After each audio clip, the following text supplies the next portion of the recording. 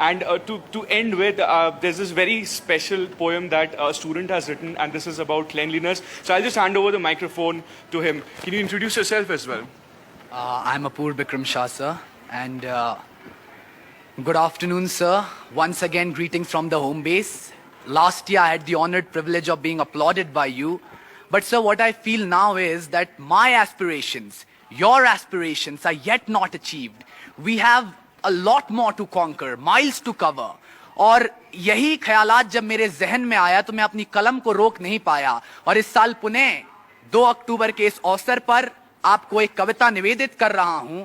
और अगर इस कविता के माध्यम से जो माइल्स हमें और कवर करनी है उनमें से 2-4 कदम भी ये देश बढ़ लेगा तो मेरा काव्य पाठ सफल रहेगा और आपका सुनना भी सार्थक होगा।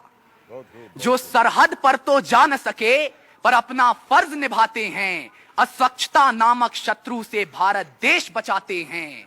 अस्वच्छता नामक शत्रु से भारत देश बचाते हैं। 2 पल वतन के आज उनके नाम करता हूं, जो सड़क नाले साफ करते उन्हें सलाम करता हूं। जनाब, पर विडंबना देखिएगा इस देश की। घिन आती है लोगों को जिनसे, जमाना जिन्हें धिक्कारता है, वो ही सच्चा सैनिक है जो गंदगी को मारता है। तो दुनिया की नजरों में जो कूड़े कबाड़ी वाला है, सही मायने में वही हिंदुस्तान का रखवाला है। And when we talk about nationalism, एक अलग ही ज्वार हमारे रगों में उठने लगता है सर। हम इस हद तक भी बोल देते हैं कि हाँ, वक्त पड़ेगा तो हम इस देश के लिए सरहद पर जान दे भी सकते हैं और ले भी सकते हैं।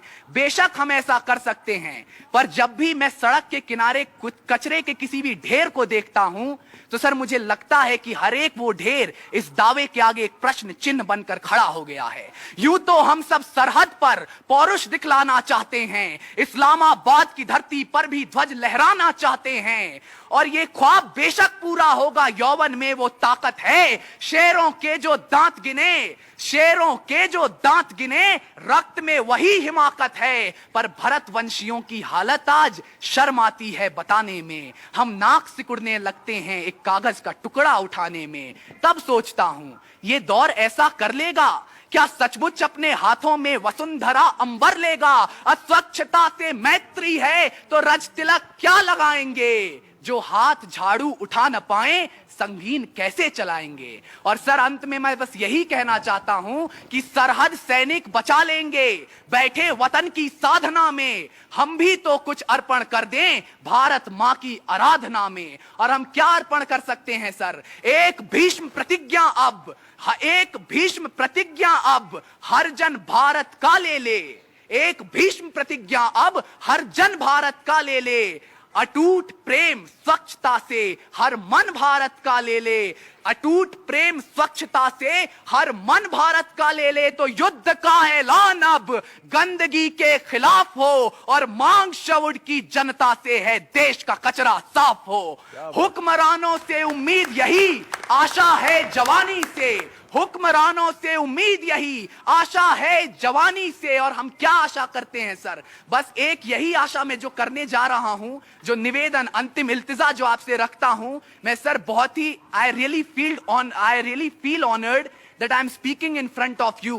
परम आदरणीय अमर कवि श्री हरिवंश राय बच्चन जी की वंशावली के सबसे चमकदार सितारे के सामने ये इल्तिजा अगर मैं कर रहा हूं, और शायद अगर ये आपके अपने विद्यालय के प्रांगण से ये निवेदन उठ रहा है तो हिंदुस्तान इस पर अमल जरूर करेगा। इस बात की आशा कर रहा हूं सर।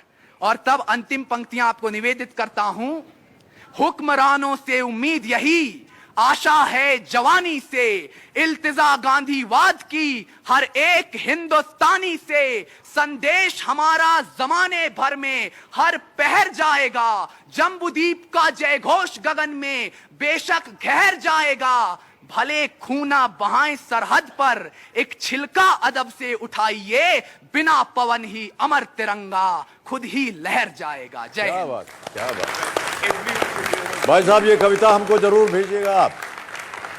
मैं बहुत प्रभावित हुआ हूँ आपके इससे, और एकदम रोंगटे खड़े हो गए हम सबके यहाँ पर। ये कविता हमें आप भेजिएगा प्लीज। मैं इसको अपने हृदय से लगा के रखूंगा और छापूंगा भी।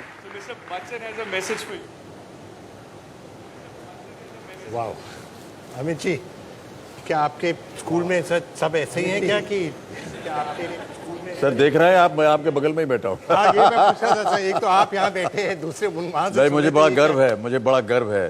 और ख़ास तौर से हर वर्ष ये एक ऐसी कविता पढ़ के सुनाते हैं, मुझे तो बड़ा आश्चर्य होता है कि कहाँ से इतना विद्वान यहाँ शरूट में पैदा हो गया है, लेखक है, कवि है, और क्या क्या बातें इन्होंने लिखी हैं। बहुत बहुत बधाई आपको और शरूट को बहुत बहुत बधाई।